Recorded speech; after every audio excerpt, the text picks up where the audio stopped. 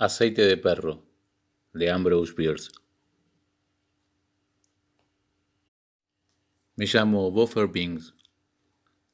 Nací de mis padres honestos en uno de los más humildes caminos de la vida. Mi padre era fabricante de aceite de perro y mi madre poseía un pequeño estudio a la sombra de la iglesia del pueblo, donde se ocupaba de los no deseados.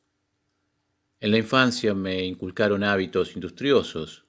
No solamente ayudaba a mi padre a procurar perros para sus cubas, sino que con frecuencia era empleado por mi madre para eliminar los restos de su trabajo en el estudio. Para cumplir este deber necesitaba a veces toda mi natural inteligencia, porque todos los agentes de la ley de los alrededores se oponían al negocio de mi madre. No eran elegidos con el mandato de la oposición, ni el asunto había sido debatido nunca políticamente. Simplemente era así. La ocupación de mi padre, hacer aceite de perro, era naturalmente menos impopular, aunque los dueños de los perros desaparecidos lo miraban a veces con sospechas que se reflejaban hasta cierto punto en mí.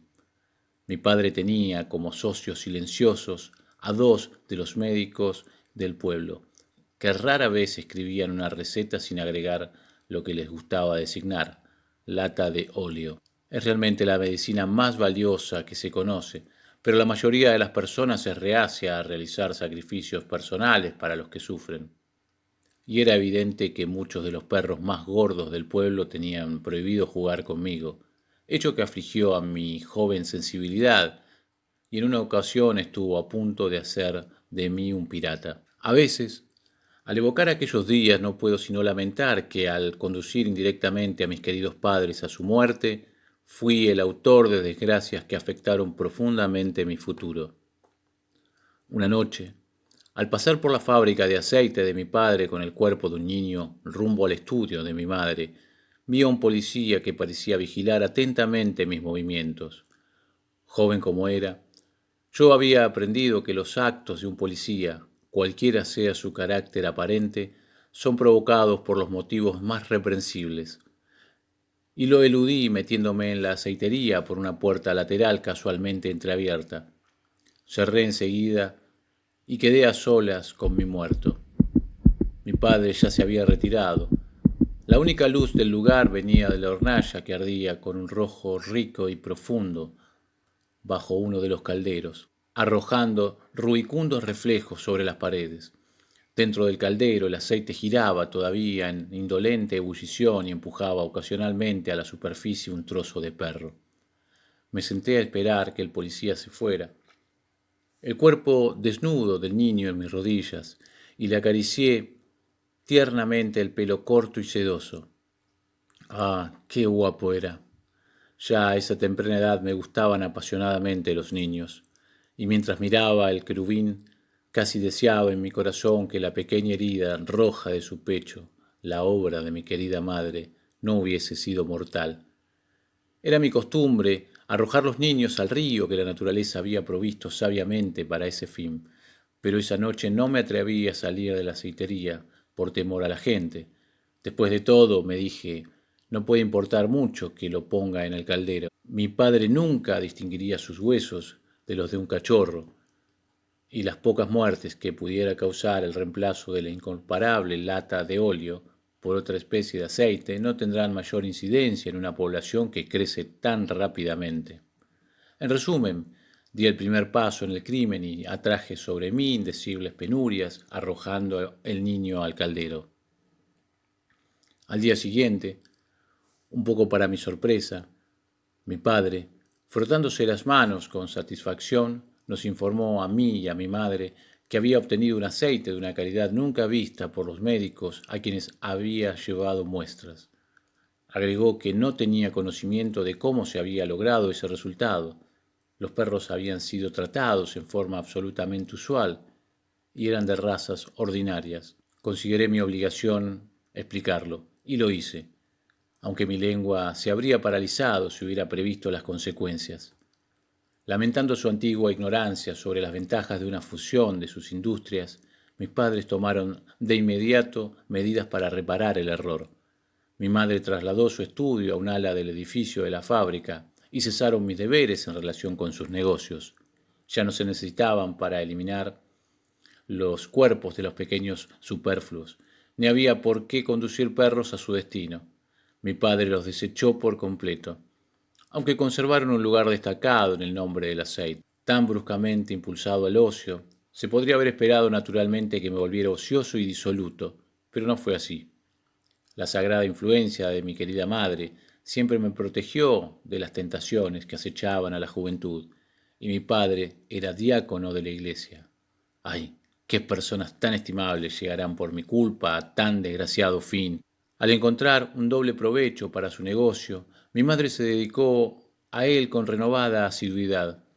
No se limitó a suprimir, a pedido de niños inoportunos.